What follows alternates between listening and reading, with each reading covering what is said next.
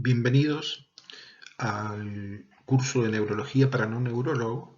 El curso está organizado por la Fundación Cerebro y Mente.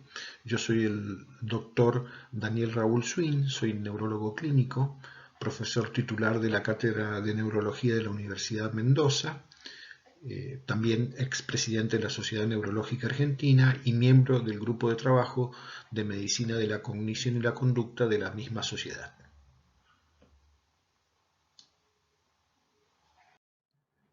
El presente curso cuenta con el invalorable auspicio del Laboratorio Richmond, a quien agradecemos su colaboración. Y en su módulo 1 vamos a hablar sobre trastornos del sueño, pero desde un enfoque muy particular, un enfoque desde la neurología. Es decir, ustedes van a notar que tratamos de no ir directamente a lo que es la patología primaria del sueño, que es el insomnio, sino de hablar otras alternativas que puedan afectar la calidad y la eficiencia del sueño. Así que bueno, espero que les sea útil. Vamos a hablar del sueño. Entonces, sabemos que es una conducta transitoria y cíclica, universal en el reino animal, imprescindible para la vida y es una función del sistema nervioso central, es decir, que la generación del sueño radica en el sistema nervioso central, pero también se retroalimenta al funcionamiento, es decir, un sueño eficiente y eficaz hace que la función del sistema nervioso central sea óptima. En la regulación del sueño hay diversos factores. El principal es el factor homeostático. Todos sabemos que hay una homeostasis, un balance entre el tiempo que estamos despiertos y el tiempo que necesitamos de sueño para recuperarnos. También el ritmo circadiano, o sea, la necesidad de dormir depende de múltiples factores que marcan este ritmo sueño-vigilia. La hora del día, la luz, la temperatura, la melatonina, la curva de melatonina, diferencias individuales, edad, sexo, factores externos, ambientes ruidosos versus calmo, la temperatura, el cambio de horario, el aburrimiento, la ansiedad y el estrés, son todos los que permiten una adecuada regulación del sueño. Ya habíamos sugerido que existe una gran heterogeneidad en el sueño entre las diversas especies, si bien es un fenómeno universal. Por ejemplo, tenemos aquellos animales que necesitan de muchas horas de sueño REM para poder cumplir con el ciclo habitual, por ejemplo, el ornitorrinco o el murciélago, y otras que necesitan pocas horas, por ejemplo, algunos ratones, la jirafa, el caballo, el delfín, y por supuesto tenemos en el medio está la especie humana, el ser humano tiene algo intermedio, con 2 REM y más o menos 8 horas de sueño, siempre en promedio, se cumple adecuadamente con la función del sueño. Veníamos comentándonos sobre la variación que hay en el reino animal y también entre las personas mismas, la variabilidad individual que existe en aspecto del sueño. Obsérvese cómo las distintas actitudes para dormir, las posibilidades para dormir, en estos casos en el transporte o la capacidad que tiene este individuo de estar casi esperando el subte y durmiendo parado o en un aeropuerto. Todo esto muestra la diversidad, la heterogeneidad que existe en la forma en que uno duerme y también, por supuesto, cuando se afecta el sueño, la heterogeneidad que hay en cómo cada uno soporta esta alteración del sueño, que es, por ejemplo, una de las más importantes, que es el insomnio, ¿no? Bien. En este esquema vemos cómo evoluciona el sueño a través de la vida. Desde casi la misma concepción, desde cuando empieza a funcionar el sistema nervioso, aparece el sueño. De hecho, en los primeros 2 trimestres el sueño ocupa la mayor cantidad del día y es un sueño de tipo REM. En el tercer trimestre empieza a aparecer la vigilia y el bebé empieza a moverse y a través después luego del parto el sueño comienza a disminuir, empieza a disminuir a expensa del sueño REM y el sueño no REM se mantiene hasta que en la última parte de la vida comienza a disminuir las horas de sueño y en forma proporcional disminuyen el sueño REM y no REM. De hecho, uno puede constituir algunos parámetros. Por ejemplo, apenas nacemos y en los primeros años o meses de vida tenemos que casi dormimos todo el día, hay un número importante de siestas, el bebé casi que se despierta y se vuelve a dormir, se despierta, hasta que más o menos al año y medio, ahí más o menos el bebé empieza a estabilizarse y ahí es cuando los padres pueden generalmente comenzar a dormir, se estabilizan entre 10 y 12 horas con una o dos siestas por día y por supuesto en la adolescencia es cuando se estabiliza a 8 o 10 horas, que es la necesidad habitual para una joven, adolescente o un adulto, con ninguna siesta o una siesta por día. Estos valores, por supuesto, pueden ser variables. ¿Cuál es la función del sueño? Bueno, el sueño siempre ha sido un enigma y sigue siendo muy enigmático. Cada vez vemos que tiene mayor importancia en la calidad de vida y en la vida diaria, ¿no? Entonces, el primer fenómeno que vemos es que el reposo y hay un reposo y una recuperación metabólica, hay un aumento de la plasticidad cortical, de la sinapsis, una reposición de receptores con un clearance de proteína como es la amiloide. Recuerde que la amiloide es una proteína normal y cuando es soluble, el sueño la recicla y la elimina. Consolida la memoria y el aprendizaje, también es un factor fundamental para el control emocional, la regulación inmunológica y la regulación hormonal. Y por supuesto cada vez vamos descubriendo y el fascinante mundo del estudio del sueño nos va mostrando de otras funciones que sabemos que también están reguladas por el sueño, ¿no? A mí me gusta siempre ejemplificar y contarle a mis pacientes, yo comparo siempre el sueño y la vigilia con un supermercado, ¿no? Durante el día se produce todo un desgaste que hace que el supermercado quede totalmente vacío y durante la noche se produce una reposición total, es decir, el cerebro lejos, como así también los supermercados, lejos de ser algo pasivo el sueño, de ser algo sin actividad, es al revés, hay una gran actividad con la cual se recupera y nos permite recuperar un montón de elementos, energía, neurotransmisores, plasticidad, consolidar las memorias que nos permiten al otro día funcionar con una calidad de vida aceptable o excelente y así mejorar nuestro rendimiento y permitir la vida diurna, ¿no? Bien, el sueño también ha sido durante toda la historia de la humanidad objeto de diversos tratamientos, desde la producción de muchos libros, de teorías psicológicas, psicoanalíticas, psiquiátricas, la producción de películas, una serie de actividades que han motivado lo que se llama la interpretación de los sueños, ¿no? Donde de alguna manera, de acuerdo a lo que soñamos, esto puede tener implicancias presentes, pasadas y futuras. Entonces el sueño también ha dado mucho que hablar y sigue dando mucho que hablar, dadas sus características muy interesantes y subyugantes. Es muy interesante determinar cómo es la arquitectura del sueño. Para eso utilizamos un estudio que se llama polisomnografía nocturna, que la hacemos en un laboratorio de sueño, donde se miden los parámetros que mostramos aquí, el movimiento de los ojos, el electroencefalograma, el electromiograma, parámetros respiratorios, la frecuencia cardíaca, la postura, se lo filma y se le mide el oxígeno en sangre en forma permanente, ¿no? Esto se llama polisomnografía y así es como el paciente termina o empieza principalmente como termina cuando se le ponen todos los electrodos y cómo debe dormir, fíjese, la cincha abdominal, la torácica, todos los cablecitos. Esto sumado a que el paciente es continuamente observado, ¿no?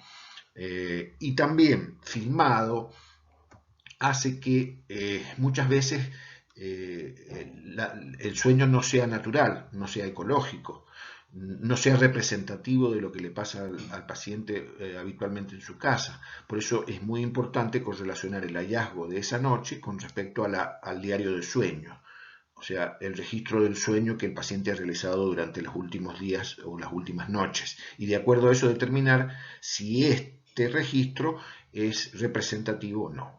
También existen otros dispositivos, ahora con la tecnología se pueden medir ciertos parámetros aún con el teléfono móvil, con el celular. Hay también algunos equipos que miden menos variables, pero se puede hacer en casa de forma ecológica, ¿no? Pero siempre se termina siendo la mejor forma de diagnóstico porque tenemos la observación directa del enfermo.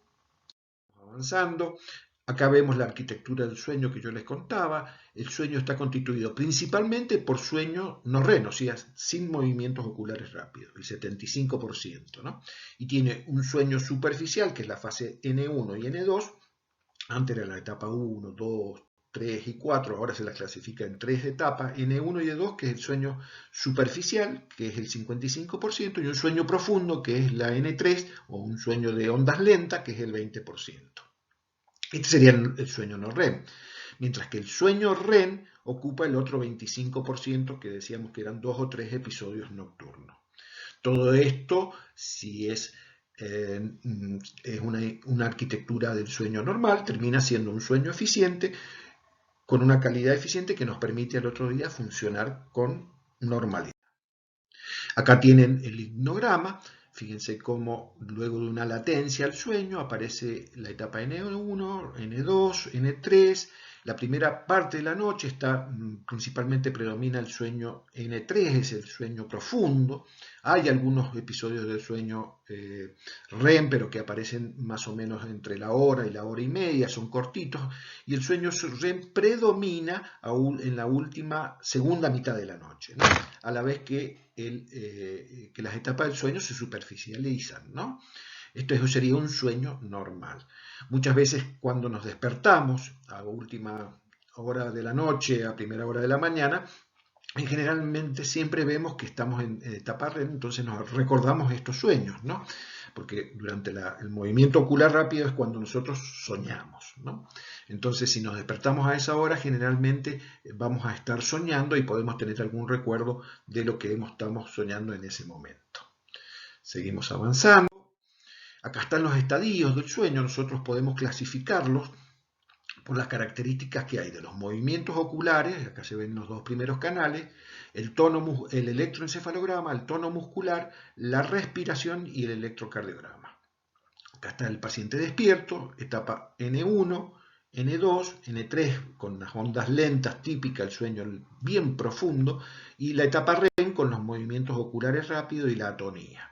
Esto nos permite, este es típicamente un hipnograma de una persona normal.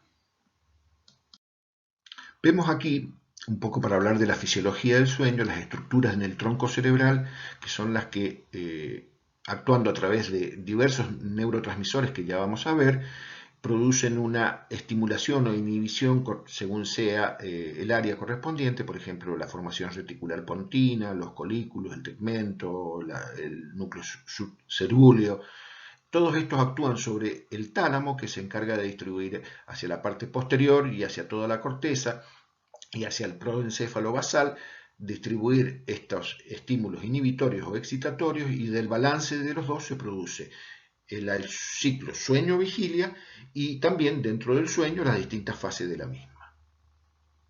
De esta forma podemos determinar un montón de sistemas implicados que implican a la noradrenalina, la serotonina, la histamina, la acetilcolina, el GABA, el glutamato, la hipocretina, orexina y la melatonina, que se producen en distintas estructuras del cerebro y que terminan influyendo cuya función influye sobre, por ejemplo, aquí estas tres primeras, la vigilia y el sueño en sus primeras fases, la acetilcolina, vigilia y REM, el GABA en todo el sueño, el glutamato, vigilia y REM, la hipocretina, orexina en vigilia y sueño en sus primeras etapas, y la melatonina en todo el sueño.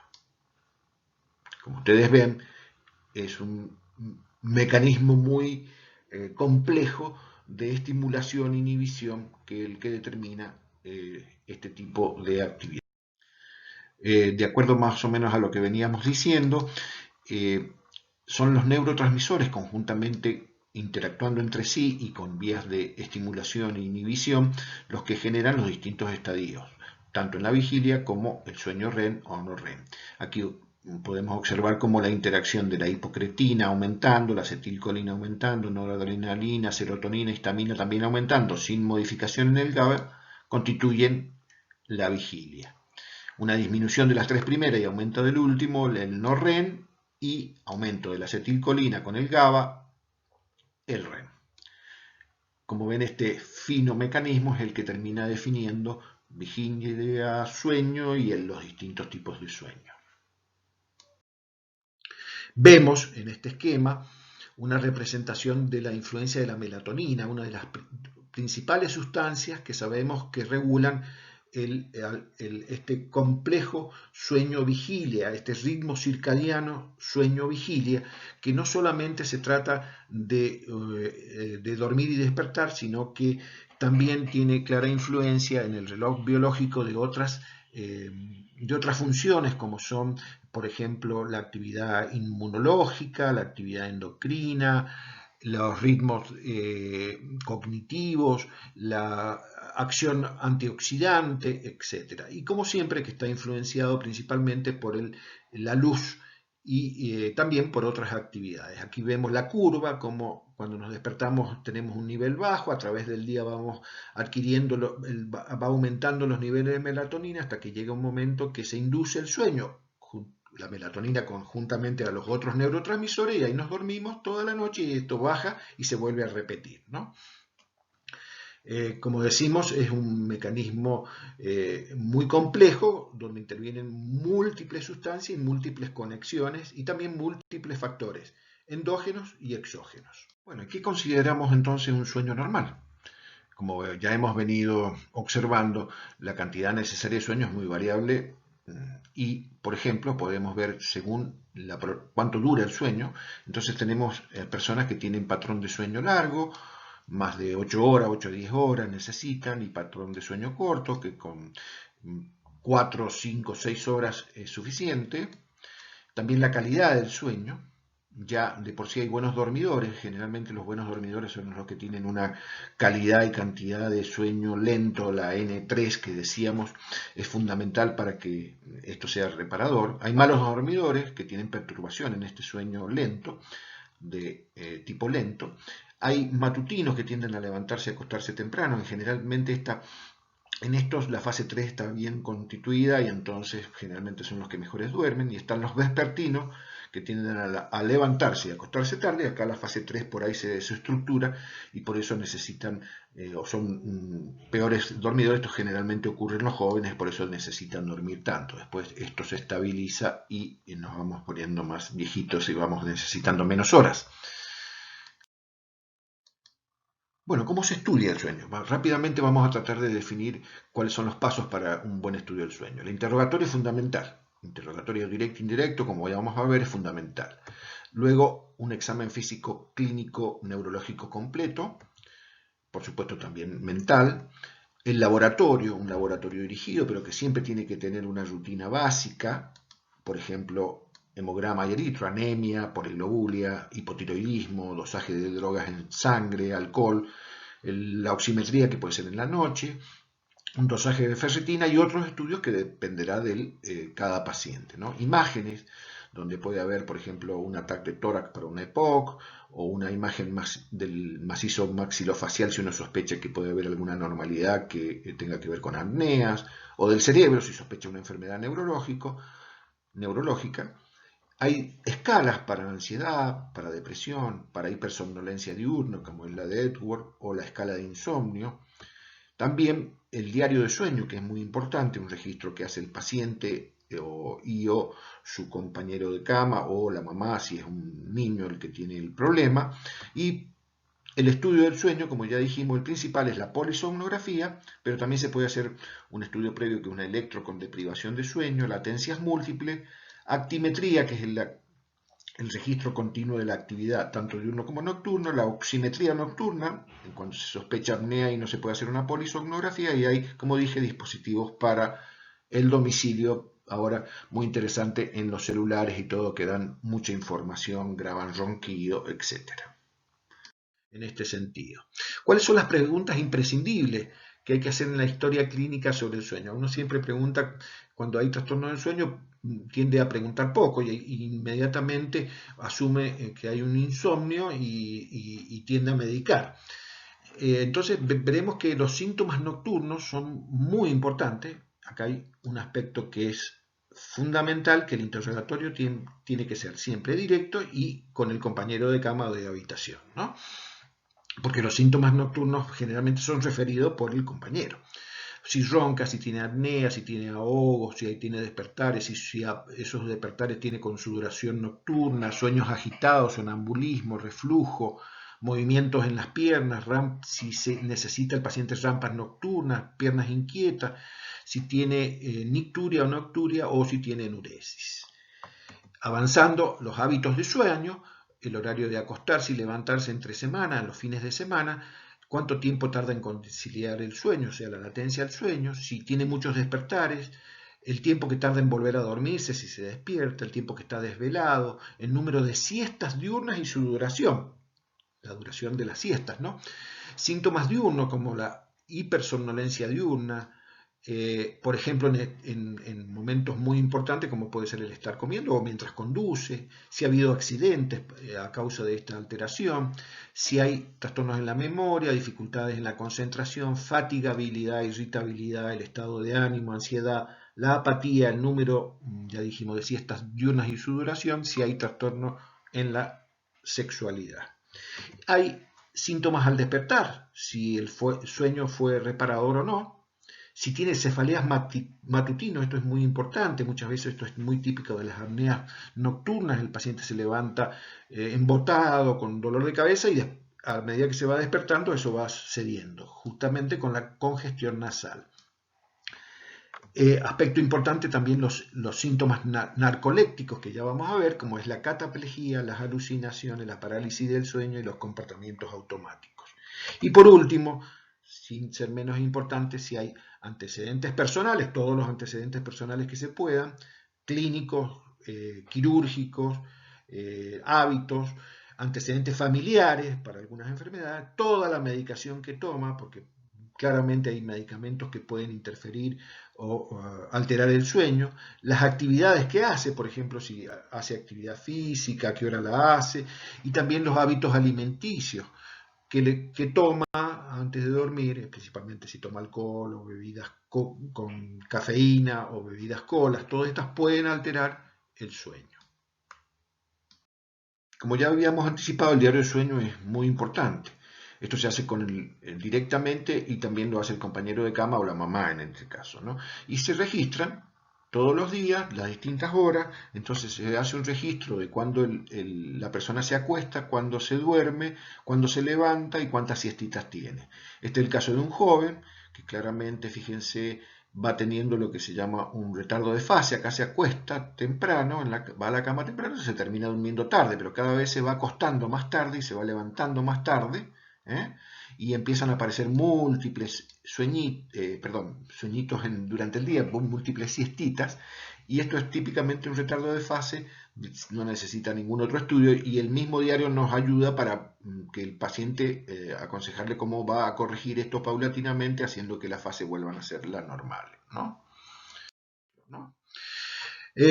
Consecuencias del trastorno del sueño. Bueno, claramente el síndrome de apnea nocturna es lo más frecuente y esto tiene impacto.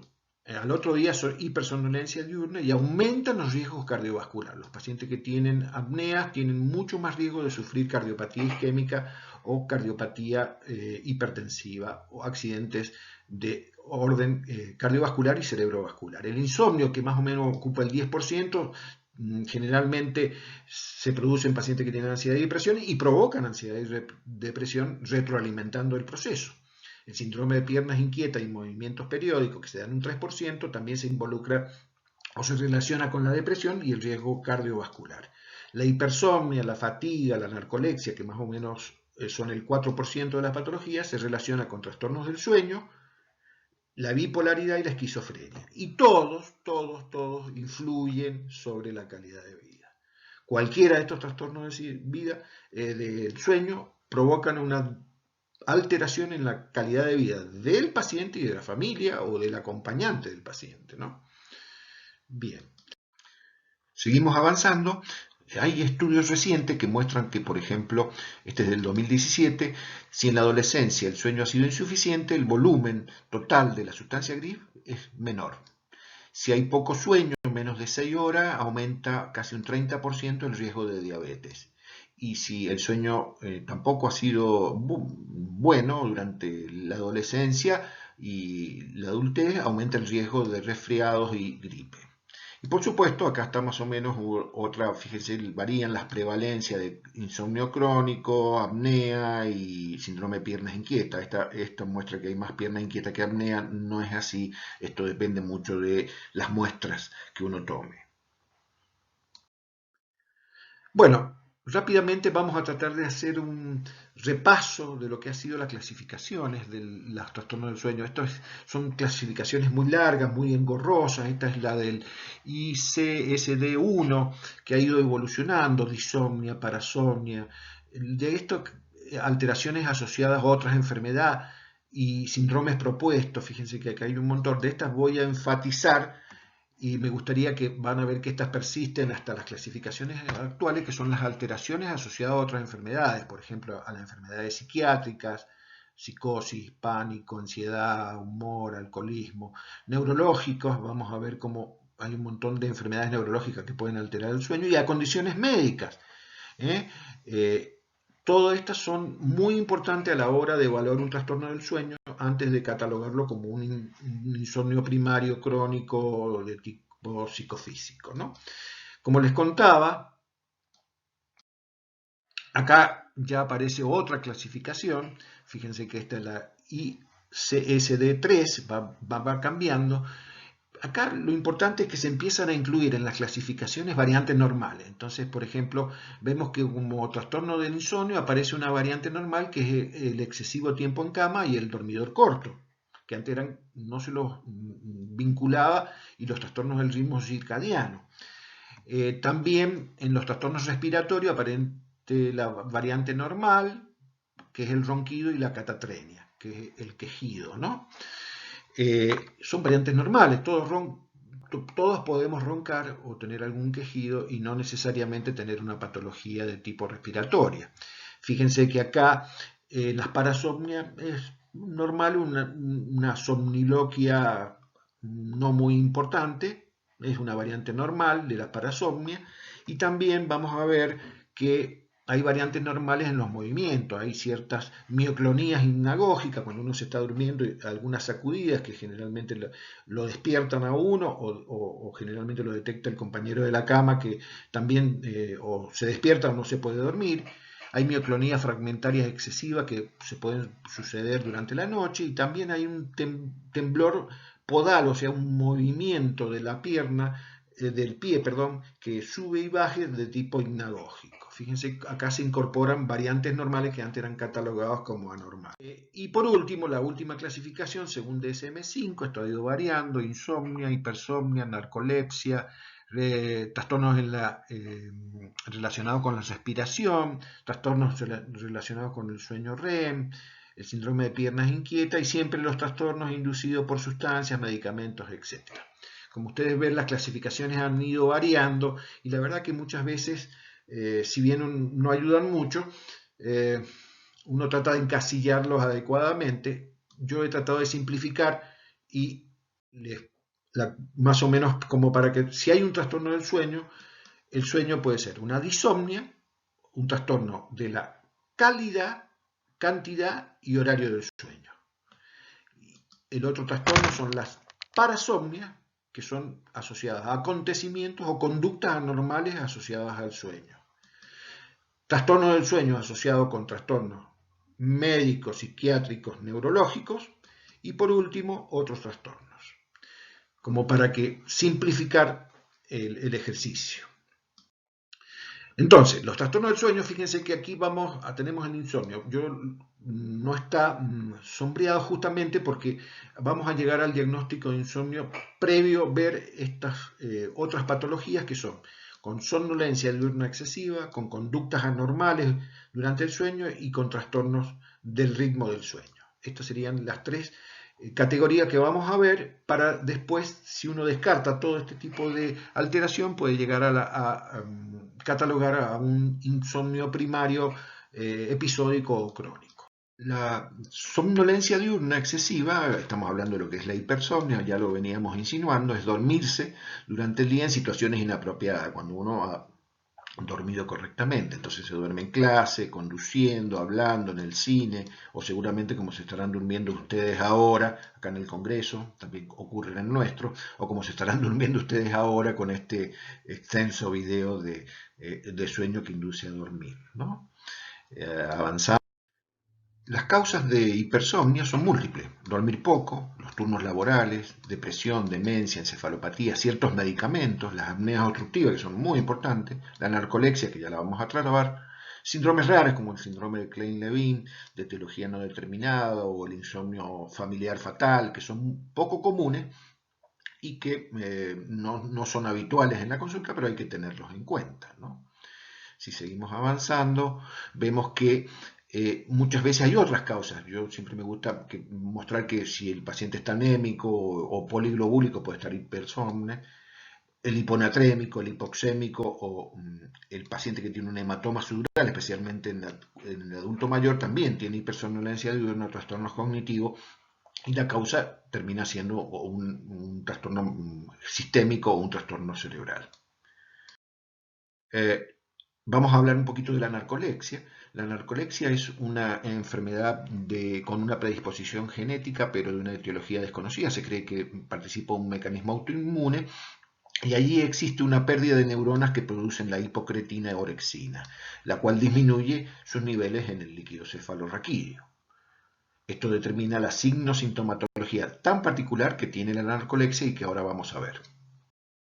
Entonces, la narcolexia es rara, no es familiar, como ya dijimos, puede haber alguna predisposición que está determinada por la parte genética, se cree que tiene un mecanismo autoinmune, como ya dijimos, se da en los jóvenes, en ambos sexos, y lo más interesante es que acá el REM tiene intrusiones durante la vigilia, o sea, aparece el sueño REM cuando uno está despierto, y eso determina que haya una hipersomnolencia diurna excesiva.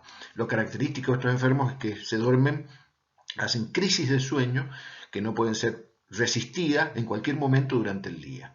También la cataplejía, que ya vamos a mostrar qué es lo que es, que aquí dice el 100%, pero ahora se sabe que hay algunas variantes de narcolexia con y sin cataplejía. La parálisis del sueño, que es despertarse en fase REM, entonces los enfermos se despiertan, pero como están en atonía, no pueden ni moverse ni hacer ningún tipo de actividad. Y las alucinaciones, que pueden ser al dormirse hipnagógicas o al despertarse, que se denominan hipnopómpicas. Bien, si avanzamos, vemos que estos pacientes tienen cataplejía. La cataplejía es algo muy interesante. Es la pérdida súbita del tono. Los pacientes están despiertos, no pierden el conocimiento. Esto generalmente es provocado por emoción, cuando se ríe, por sorpresa, por enfado, o al toser o al estornudar. El ataque se inicia en pocos segundos, dura pocos, 1 o 3 minutos, puede ser repetitivo, y el paciente vuelve a la normalidad, se acuerda todo lo que le pasó, ¿no? Vamos a ver si podemos hacer correr el video. Vamos a eliminar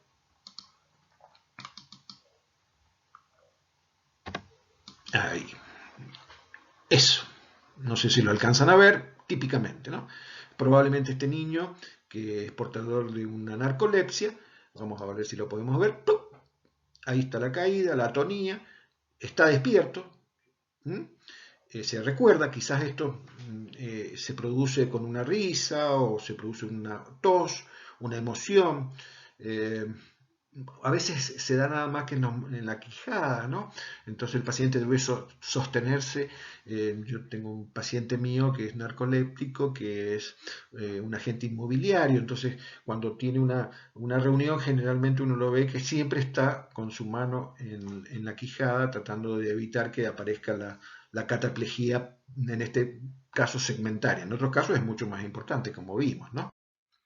Bueno, aquí vemos algunas de las características principales, ya repasamos la epidemiología, las características del sueño y la etiología. Bueno, el diario del sueño es muy importante, la polisomnografía también, y el test de latencias múltiples. El test de latencias múltiples lo que hacemos es conectarlo al paciente. Principalmente vemos para los movimientos oculares, vemos también el tono muscular, el registro electroencefalográfico, y se conecta se le hace hacer varias siestas. Entonces se mide, se apaga la luz y se mide cuánto tarda la latencia al sueño. Generalmente estos pacientes se duermen rápidamente. Y no solo se duermen rápidamente, sino que también entran directamente en sueño REM. Lo que normalmente sería en una persona normal que tarde bastante en dormirse y entre en la N1, N2, N3 y tarde 1 hora y media en llegar al sueño REM. Aquí directamente el sueño REM está presente en la primera parte del sueño. Entonces, la latencia corta al sueño y prácticamente que el sueño inicia en varias de las siestitas que le hacemos, por ejemplo en 3 o en 2 de 3 o en 3 de 4, es típicamente lo hallazgo en la narcolepsia. Esto uno puede pensar que el paciente de noche duerme bien, no. La verdad que la vigilia es interrumpida por ataques de sueño y el sueño es interrumpido por los despertares. Entonces es catastrófico, ¿no? Esto conlleva un tratamiento.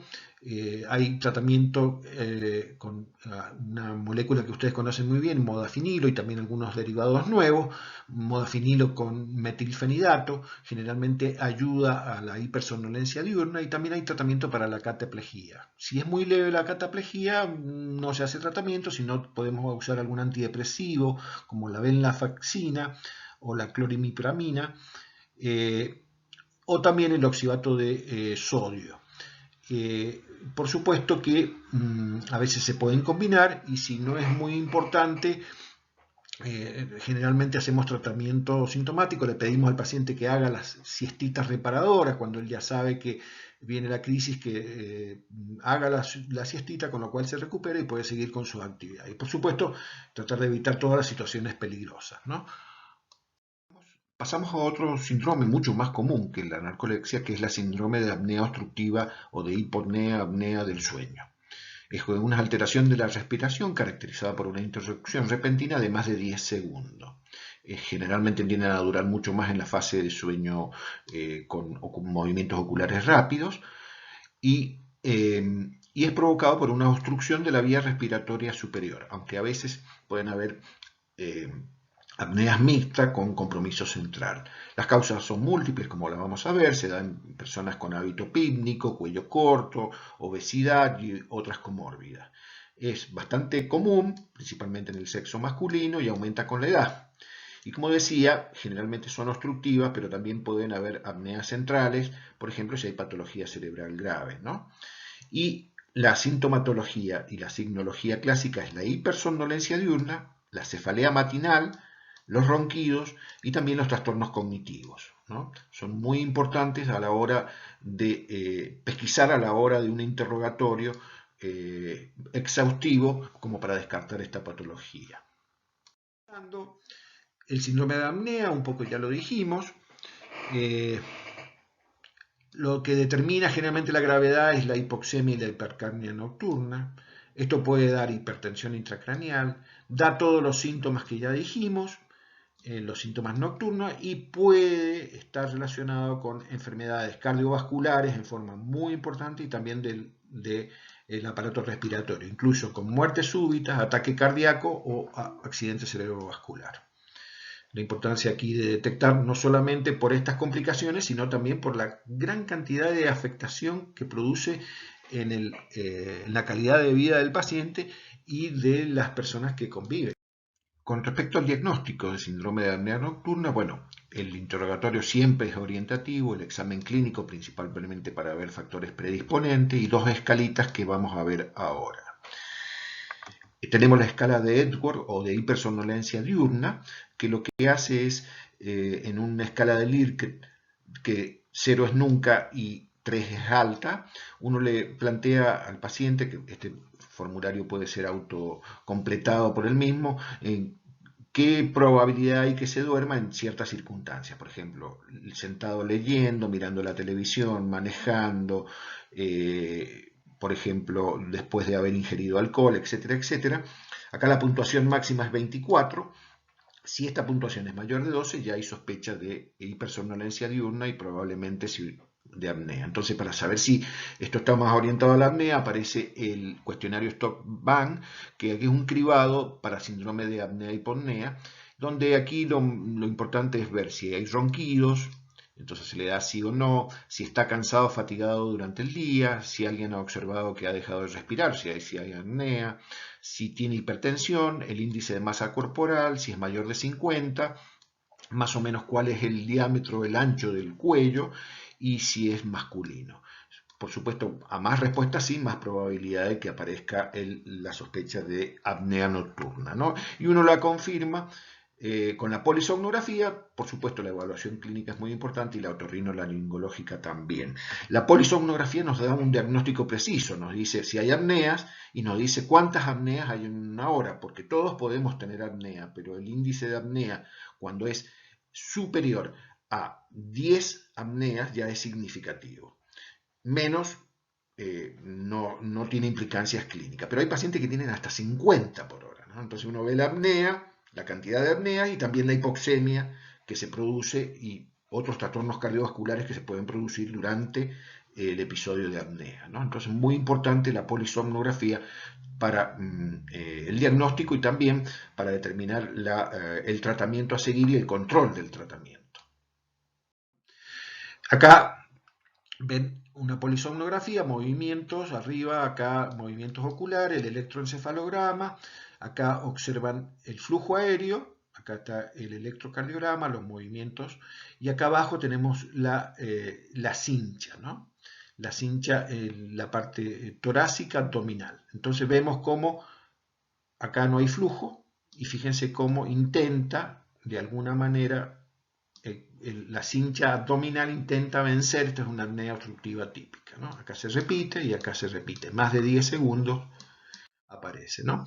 Vemos el mecanismo es bastante complejo, pero en general se produce durante el sueño, al relajarse los músculos, algunos músculos que pueden estar aumentados de tamaño, principalmente en la orofaringe y orolaringe.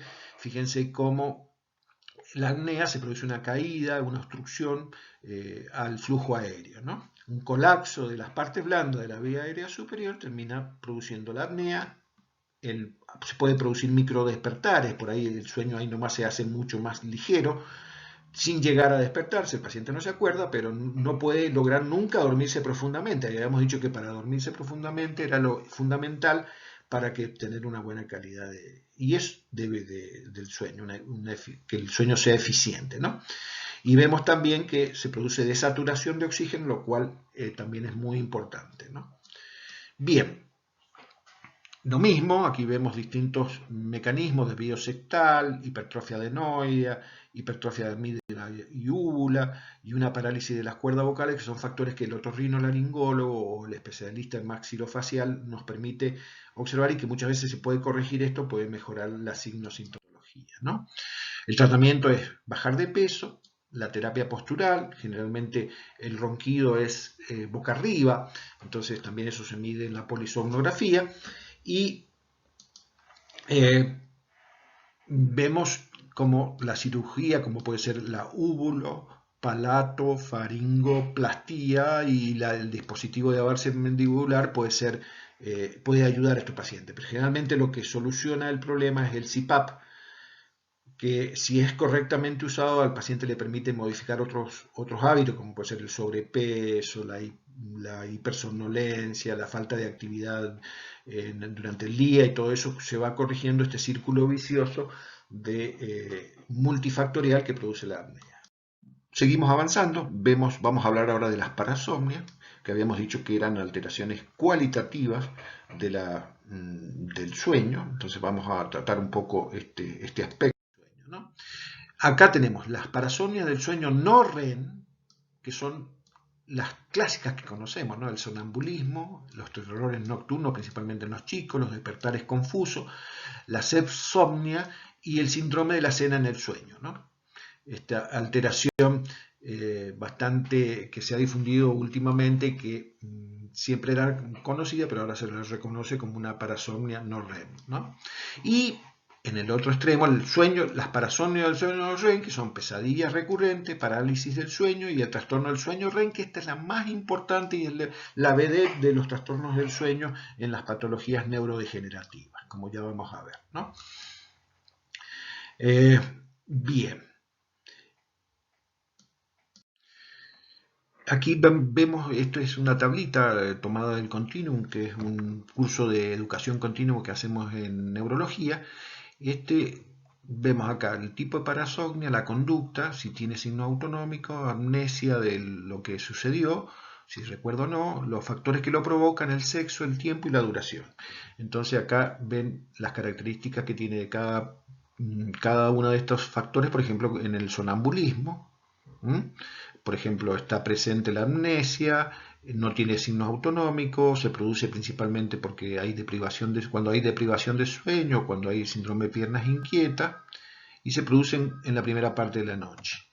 Marqué también el síndrome de la cena durante la noche, que ahora es reconocido como una parasomnia, son aquellos pacientes que tienen recuerdo parcial, a la noche asaltan casi la heladera, al otro día aparece la heladera vacía, todos los residuos. La sepsomnia, que es una alteración sexual o conducta sexual anormal durante la noche, que generalmente se da en adultos, de hombres, y que puede tener también amnesia de lo sucedido. Y por supuesto, aquí ven abajo algo que nos vamos a ocupar con mayor detenimiento, que son las parasomnias del sueño REM. Las parasomnias del sueño REM, REM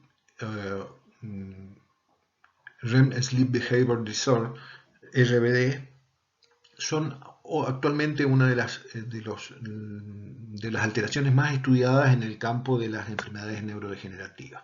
Son trastornos de la conducta durante el sueño REM.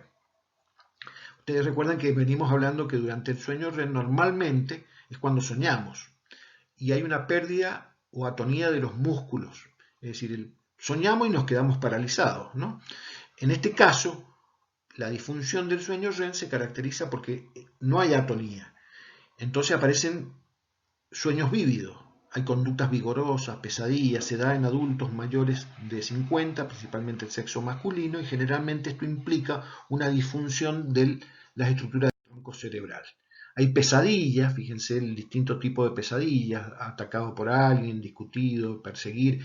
Estas pesadillas no solo están presentes y se recuerdan porque el paciente puede llegar a despertarse, pero estas pesadillas se actúan, entonces aparecen vocalizaciones, hablar, gritar, gemir, llorar, y no solo eso, sino conductas motoras, gestos, puñetazos, patadas, golpes con la mesita de luz o caídas, sentarse en la cama, caminar, caerse de la cama, morder. Esto generalmente, claramente lo refiere el cuidador o el compañero de cama, ¿no? Acá vemos un sueño REM normal con atonía, fíjense, acá están los músculos, y claramente un REM sin atonía. Fíjense cómo acá aparece la actividad muscular cuando hay movimientos oculares, ¿no? Ahí aparece el trastorno de la conducta y aparece la actuación de ese sueño que el paciente está teniendo, ¿no? Entonces eso determina lo que uno observa en este tipo de paciente, ¿no? Trastorno conductual.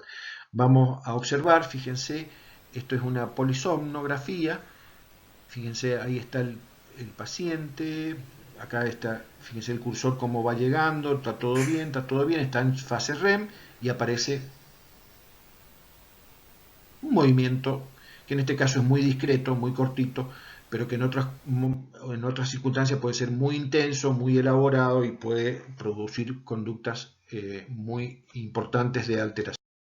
Bueno, y vamos a ver en esta patología, muy típico si uno hace el interrogatorio, o a veces viendo cuando uno llega a la casa, que ya la familia se ha dado cuenta de lo que sucede, entonces están las protecciones, ¿no? Protecciones al lado de la cama, los barandales, las dos camitas con sillas por todos lados, tratando de cubrir la posibilidad de proteger al paciente cuando aparecen estos trastornos del sueño. Sin embargo, vemos claramente que no siempre se logra, entonces muchas veces aparece esto, traumatismos faciales o corporales, en el paciente, fracturas que son a veces muy importantes desde la actividad motora que tiene el paciente. A veces estos daños también aparecen en el acompañante, que en la violencia que se instaura en la conducta del sueño, del ensueño que el paciente tiene si está peleando, por ahí también ejerce violencia sobre el que duerme al lado, ¿no?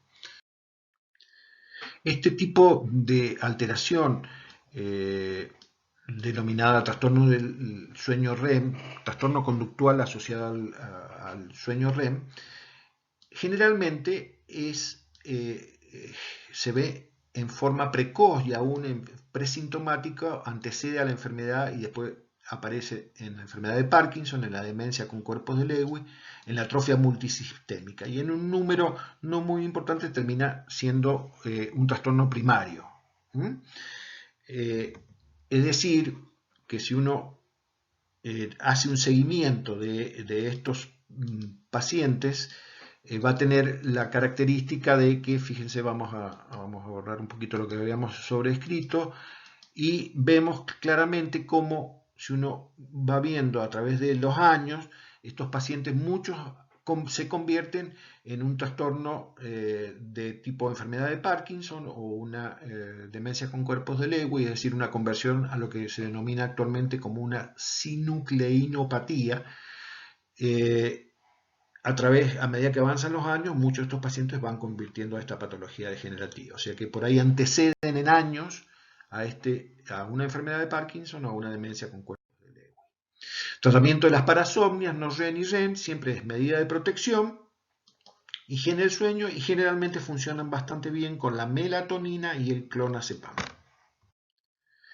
Otro punto importante de las alteraciones del sueño son con movimientos anormales. Y aquí tenemos dos síndromes que generalmente quedan entrelazados. Uno es el síndrome de las piernas inquietas, o restless syndrome, y el síndrome de los movimientos periódicos durante el sueño.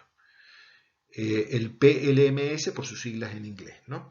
Esto en general, podemos decir que el síndrome de piernas inquietas es un síndrome que se da tanto en las personas que al dormirse, pero también cuando están despiertas. En cambio, el síndrome de movimientos de piernas periódicas, que también pueden tener los pacientes con síndromes de piernas inquietas, se da solamente durante la noche. Y la característica fundamental de esto es la necesidad de mover imperiosamente las piernas, porque el paciente tiene molestias ¿en qué momento? Cuando está en reposo. Apenas se sienta o entra en la cama, el paciente no se puede, empieza a tener una sensación extraña, dolorosa, ardor, algo que le molesta la pierna y que lo obliga a moverse, y con eso mejora. Y puede ser vespertino o nocturno, ¿no? Generalmente interfiere mucho en el comienzo del sueño, ¿no? Entonces, síndrome de piernas inquietas es bastante característico. Últimamente se le ha dado mucha difusión, generalmente hay antecedentes familiares, o sea, tiene alguna base genética. Se acompaña de movimientos periódicos, es decir, el paciente cuando se duerme sigue moviendo los pies.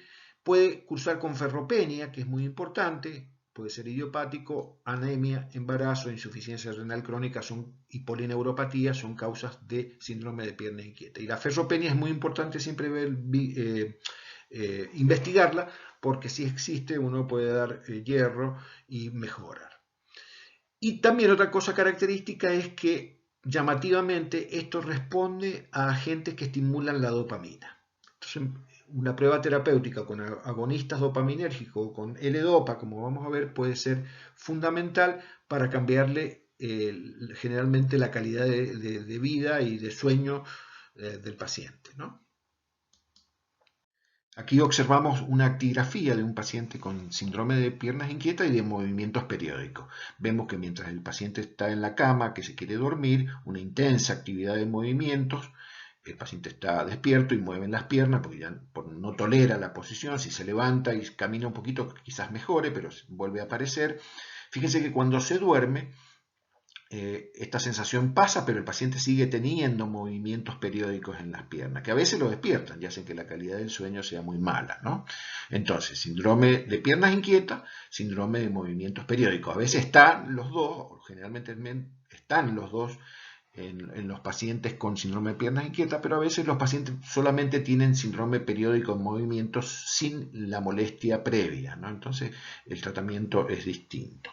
Si uno hace un correcto interrogatorio, descarta otras causas de dolor, como puede ser una polineuritis, una insuficiencia venosa, etc., y el paciente lo refiere claramente, ya el diagnóstico queda hecho y no hace falta hacer una polisomnografía. En otros casos sí.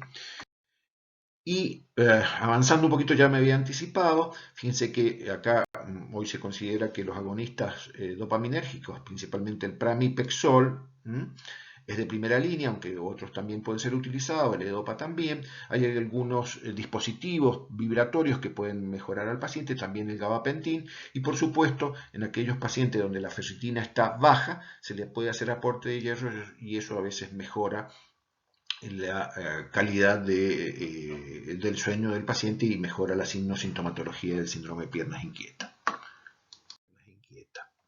Y bueno, vamos terminando. Hemos llegado a ustedes como habrán observado, hemos pasado primero todas las patologías, las otras patologías del sueño para llegar por descarte al insomnio, ¿no? Y rápidamente, el insomnio es una queja subjetiva de un sueño nocturno no satisfactoria, de baja calidad o de baja duración. Y este puede estar dificultad por conciliar para mantener el sueño o un despertar precoz. Y generalmente lo más importante es que repercute en la actividad diaria, en el día. Fatiga, cansancio, atención, concentración, memoria, irritabilidad, repercusión en lo laboral, en lo social, en lo familiar, en lo conyugal, y otras veces intensa somnolencia diurna porque uno no duerme, ¿no? Se lo ve en el 30% ocasionalmente y crónicamente casi en un 5 o 10%, eso depende de series, la verdad que las series varían muchísimo. Y acá tenemos insomnio de conciliación, uno se acuesta y largo tiempo de latencia hasta que se duerme. Insomnio de mantenimiento, uno logra dormir, pero después hay múltiples despertares, ¿no? Algunos pueden ser más largos, otros más cortos. Despertar precoz, nos acostamos bien, nos dormimos bien, pero nos despertamos muy temprano. Esto es muy típico de la depresión, ¿no? Síndrome de fase atrasada, ya lo vimos, que no es insomnio, que se da en los adolescentes, son esos adolescentes que se van acostumbrando a quedarse por diversos motivos, el teléfono, los juegos, la televisión, las series, se van acostando cada vez más tarde y se van levantando más tarde, ¿no? Y el síndrome de fase adelantada, que generalmente se ve en el adulto mayor y principalmente cuando es un adulto mayor con alteraciones, por ejemplo con el Alzheimer, donde vemos que rápidamente el paciente tiende a dormirse temprano y se levanta más temprano también. No termina siendo un insomnio verdadero. El insomnio puede ser agudo o crónico. Después vamos a ver, esto es meses o años, y tenemos el psicofisiológico, el secundario a una enfermedad médica como puede ser el Parkinson, el Alzheimer, los dolores, la enfermedad psiquiátrica, la ansiedad, la hipomanía, la depresión, los medicamentos como los corticoides, los beta-adrenérgicos, el síndrome de piernas inquietas como veíamos, ¿no? Hablando de las alteraciones episódicas del sueño, el insomnio episódico, nosotros hicimos ahora con respecto al COVID y la cuarentena un estudio, un cuestionario, que contestaron 1.488 docentes, alumnos y empleados de la Universidad de Mendoza. Así estuvo constituida la muestra, y cuando le preguntamos a esta muestra si habían tenido alteraciones del sueño, fíjese lo que sucedió. El 80% declaró que había tenido alguna alteración del sueño, ¿no? Y cuando le preguntamos qué tipo de alteración, predominó la alteración circadiana de retardo de fase, me duermo más tarde y me levanto más tarde. Pero también hubo un 30% que tenía más de un trastorno, ¿no? Algunos dormían más, otros menos, otros se despertaban varias veces. El impacto de la pandemia, las alteraciones del sueño, insomnio episódico y trastorno del ritmo circadiano, ¿no? Bueno, esto es para recordarle que hay patologías neurológicas que generalmente hay que descartar en algunas principalmente cuando hay movimientos anormales. Por ejemplo, existe una patología que es la epilepsia frontal, que se da mucho durante la noche y que muchas veces se confunde con sonambulismo, con trastorno del sueño REM, y terminan siendo epilepsias del lóbulo frontal, ¿no? Del mismo continuum que le mencioné antes, acá están las patologías neurológicas: epilepsia, cefalea, Alzheimer, Parkinson, enfermedades neuromusculares, ACV y esclerosis múltiple. Todas estas patologías de alguna manera influyen o pueden tener alteraciones en el sueño, y son comórbidas que hacen que uno tenga que reconocerlas para un correcto manejo. Bien, ya vamos terminando. Bien, ¿qué pasa cuando un paciente nos consulta y dice no duermo bien? Bueno, lo que tenemos que armar es una buena evaluación clínica, como dijimos recién, un interrogatorio, el examen físico, descartar patología médica, neurológica, tóxica, medicamentosa, psiquiátrica, y evaluar si hay repercusión diurna. En el caso puede existir que no haya repercusión, entonces no estamos en presencia de una patología del sueño, o por lo menos no hay un insomnio. El paciente puede ser un paciente que tiene excesivo tiempo en cama, un dormidor corto, le alcanza con lo que duerme, o una mala percepción del sueño. Duerme bien, pero él percibe que no lo hace así, y generalmente mantiene sus funciones de vida diaria al otro día. La calidad de vida, más allá de la queja, es normal. Generalmente, si la mala percepción uno le hace una polisomnografía, generalmente es normal. ¿Qué pasa si hay repercusión? Si hay repercusión en la vida, lo primero que tenemos que ver si hay algún antecedente que nos oriente, por ejemplo, hacia una patología respiratoria. En este caso, una roncopatía, la apnea, si existe esto y las características del individuo son un hábito pícnico, cuello corto, hacemos una escala de Edwards, que puede estar alta, y un stop band, donde se evalúan todos estos factores de riesgo. Si vemos que todo apunta hacia un síndrome de hipopnea, apnea obstructiva, hacemos la polisomnografía, hacemos el diagnóstico y encaramos el tratamiento. Si no hay roncopatía de apnea, podemos tener insomnio de conciliación, y esto se ve generalmente, como dijimos, síndrome, siempre hay que descartar piernas inquietas, un trastorno circadiano con retardo de fase, un trastorno de ansiedad generalizada o un trastorno obsesivo compulsivo. Son las mayores factores o las principales causas de insomnio de conciliación. Insomnio de mantenimiento, trastorno circadiano de ritmo irregular y libre, que se da principalmente en los adultos mayores, movimientos periódicos, como ya dijimos, parasomnia, bruxismo, síndrome de apnea, hipopnea, reflujo gástrico, cefalea ígnica, que ya la vamos a ver después, narcolepsia, epilepsia nocturna, trastorno obsesivo compulsivo, de estrés postraumático. Todas estas son causas de insomnio de mantenimiento. Y por último, insomnio de despertar precoz, trastorno trastorno circadiano con avance de fase, como ya vimos, y que no es realmente un trastorno del sueño, sino una variante del ritmo normal, y un trastorno del ánimo, que también es típico, la depresión. Y si todo eso no existe, recién ahí llegamos al diagnóstico de un insomnio crónico, idiopático o psicofisiológico crónico o episódico. Como ustedes ven, hemos llegado al diagnóstico luego de este recorrido, que parece muy complicado, pero que en realidad no lo es tanto. Bien, entonces, terminando, he tratado de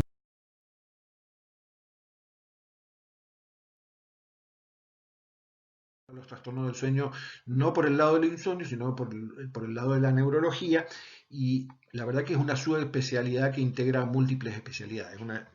Generalmente esto es fascinante porque cada vez se descubre mayor influencia en la calidad de vida, se estudia el sueño en la montaña, se estudia el sueño en el espacio. La verdad que nos va dando muchísimos datos. Intervienen un montón de especialidades que deben actuar en forma interrelacionada, en forma interdisciplinaria: la neurología, la psiquiatría, la clínica, la psicología, la otorrino, la neurofisiología, la cirugía maxilofacial, la neumonología para el tratamiento de las apneas. Todo hace que esto tenga que ser un tratamiento especial, ¿no? Y bueno, vamos al final, por fin, Dios mío, gracias a Dios, creo que varios habrán quedado en el camino y habrán sufrido hipersomnolencia y ataques de sueño en este momento, ¿no? Les agradezco eh, la atención y la paciencia, y un poco, bueno, recordarles que vamos a hacer la reunión virtual vía Meet. Ustedes ya habrán observado este video y vamos a tratar de rápidamente hacer algunas bases del tratamiento del insomnio. Ya algunas cositas hemos hablado sobre otras causas. Vamos a recibir aporte, preguntas, respuestas, vamos a tratar de intercambiar opiniones y me parece que va a ser muy interesante.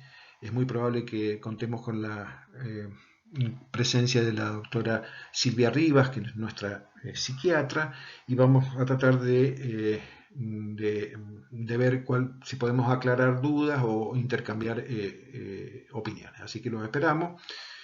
También hemos dejado, aparte del video, algunas bibliografías que son muy interesantes, principalmente para el manejo en la consulta diaria. Espero que haya sido útil y bueno, los esperamos el jueves 19:30 en el enlace que vamos a hacer. Gracias.